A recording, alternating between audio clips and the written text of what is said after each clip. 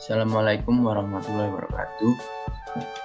Kami dari kelompok 4 akan membahas tentang komunikasi bisnis dalam bentuk surat. Perkenalkan, nama saya Muhammad Edra Ajib Azami, nomor 19. Saya Rosi Widyorotno, absen 25. Saya Yonita Ratnasari, absen 30. Bab korespondensi dalam bisnis. Yang pertama, pengertian korespondensi. Kedua, peranan korespondensi dalam bisnis. Ketiga, pihak yang terlibat dalam korespondensi. Keempat, fungsi surat. Kelima, penggolongan surat. Keenam, bagian surat. Ketujuh, bentuk surat. Pengertian korespondensi. Korespondensi berasal dari kata Inggris yaitu correspondence, atau dalam bahasa Belanda yaitu correspondentie, yang memiliki arti hubungan yang terjadi antara pihak-pihak yang terkait. Korespondensi adalah aktivitas berkomunikasi dengan media tulis atau surat antar individu atau kelompok. Aktivitas ini biasanya dilaksanakan di dunia birokrasi, kantor, organisasi, atau perusahaan yang mana bisa atas nama individu dan kelompok. Surat merupakan salah satu media pada saluran komunikasi tertulis yang digunakan untuk menyampaikan informasi kepada pihak lain. Selanjutnya adalah peranan korespondensi dalam bisnis. Yang pertama, menciptakan surat yang baik dan benar. Misalnya, susunan kalimat tidak lengkap, berbelit-belit, tanda baca tidak benar, dan tata bahasa tidak teratur. Yang kedua, menciptakan kerjasama yang baik. Agar bisa bekerja sama dengan baik, perlu menjaga komunikasi dengan baik. Yang ketiga, menyebar kegiatan.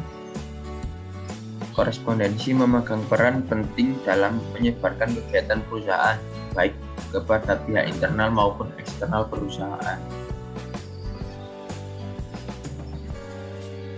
Selanjutnya, pihak yang terlibat dalam korespondensi. Yang pertama, koresponden, yaitu orang atau pihak yang berkirim surat dan atau yang menandatangani surat.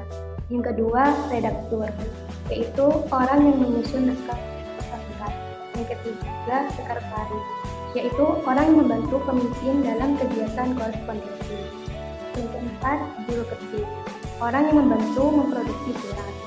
Yang kelima, register, yaitu orang yang melakukan aktivitas tata usaha atau administrasi surat-surat yang meliputi pemberian nomor surat, pencatatan surat keluar dan surat masuk, serta menangani pengaktifan surat-surat atau finisi. Yang terakhir, kurir, yaitu orang atau pihak yang menyampaikan surat kepada penerima.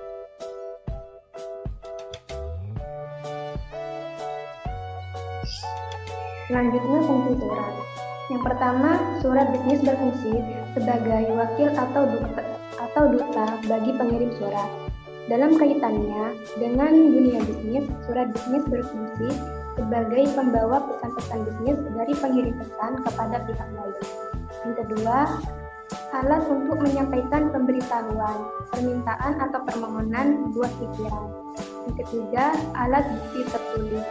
Melalui surat-surat bisnis yang dapat dipakai sebagai alat bukti tertulis, seseorang dapat melakukan pengecekan atas berbagai kegiatan bisnis yang telah dilakukan pada masa lalu, sehingga dapat dipakai sebagai bahan untuk memprediksi kegiatan bisnis masa depan. Yang keempat, alat untuk mengingat. Misalnya surat-surat bisnis yang diarsipkan ketika dibutuhkan dapat dilihat atau dicek kembali untuk mengingat berbagai kegiatan yang telah dilakukan di masa lalu atau sebelumnya. Fungsi surat selanjutnya yaitu sebagai bukti sejarah atau historis. Misalnya surat-surat izin pendirian usaha, surat kepanitiaan usaha, surat penggabungan usaha. Surat-surat bisnis tersebut menjadi catatan yang sangat berharga sebagai bukti historis dalam dunia bisnis. Yang keenam, pedoman kerja. Misalnya, surat keputusan dan surat perintah atau instruksi kerja. Surat-surat bisnis tersebut berfungsi sebagai pedoman atau panduan dalam melaksanakan suatu kegiatan bisnis. Yang terakhir, media promosi bagi pengirim surat. Dalam perkembangannya, surat bisnis dapat digunakan oleh si pengirim surat untuk mempromosikan perusahaan termasuk produk-produk yang dihasilkan kepada pihak lain baik perorangan maupun instansi atau perusahaan. Selanjutnya ada penggolongan surat. Yang pertama berdasarkan sifatnya, yaitu surat pribadi, surat resmi, surat sosial, surat niaga, dan surat dinas. Yang kedua berdasarkan wujudnya, kartu pos, barcode pos, surat bersaku, dan memorandum, dan telegram.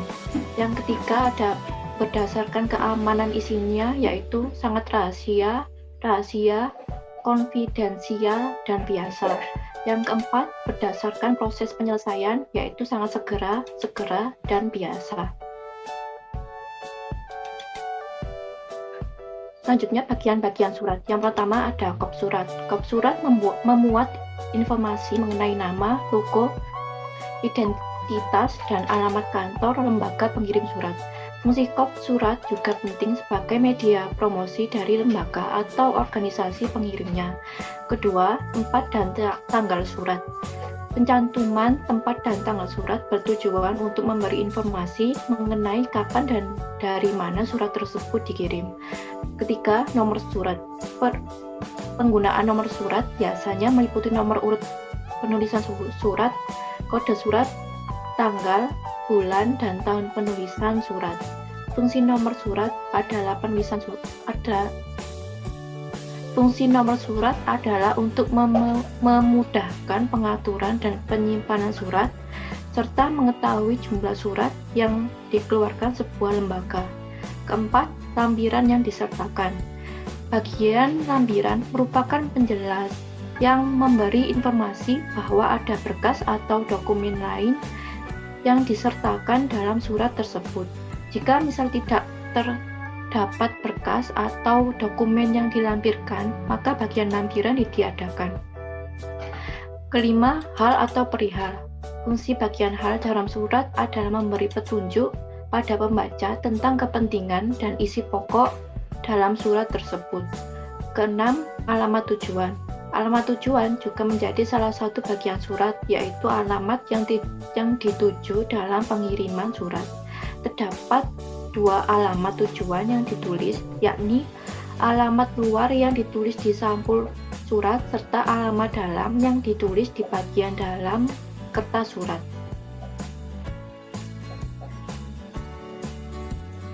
Ketujuh, salam pembuka. Fungsi salam pembuka adalah untuk membuka pembicaraan dalam surat sesuai adab sopan santun. Salam pembuka berisi sapaan-sapaan pada umumnya. Kedelapan, isi surat. Isi surat memuat apa saja yang perlu disampaikan oleh pengirim kepada orang atau lembaga yang dituju. Layaknya bentuk karangan pada umumnya, isi surat terdiri dari tiga bagian, yakni bagian pembuka, bagian inti, dan bagian penutup. Kesembilan, salam penutup. Salam penutup digunakan sebagai ucapan salam akhir untuk menambah kesantunan dalam berkirim pesan, meski tidak harus ada. 10. Nama pengirim dan tanda tangan. Pada bagian bawah surat harus terdapat nama pengirim serta tanda tangannya. Nama yang tercantum adalah nama lengkap atau nama terang dari pengirim atau orang yang bertanggung jawab pada pengiriman surat tersebut. Selain itu juga dibubui tanda tangan dari pengirim. 11. Tembusan.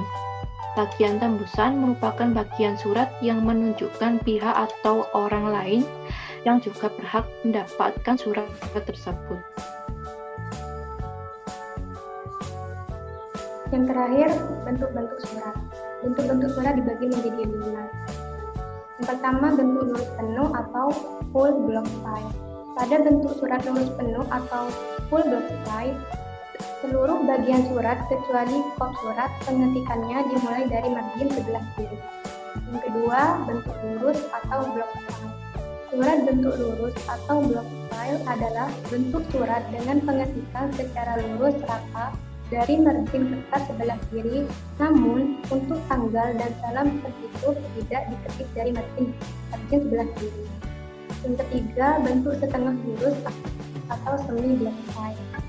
Yang membedakan bentuk semi block style dengan block style maupun full block style adalah pada awal paragraf yang menjorok 5 karakter ke dalam.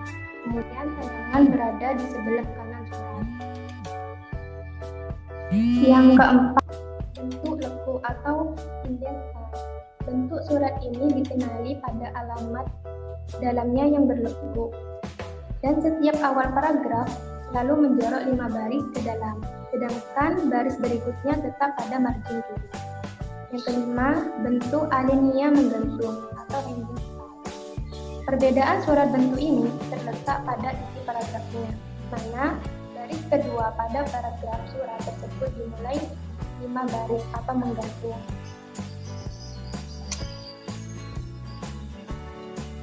Berikut merupakan gambar bentuk-bentuk surat. Yang pertama, bentuk surat lurus penuh atau full block style. Yang kedua, merupakan bentuk lurus block style.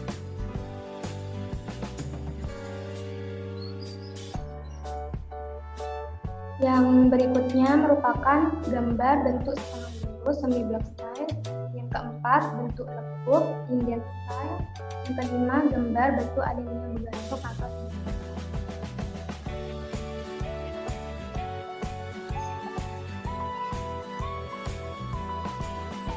Sekian presentasi dari kelompok kami, kurang lebihnya mohon maaf. Wassalamualaikum warahmatullahi wabarakatuh.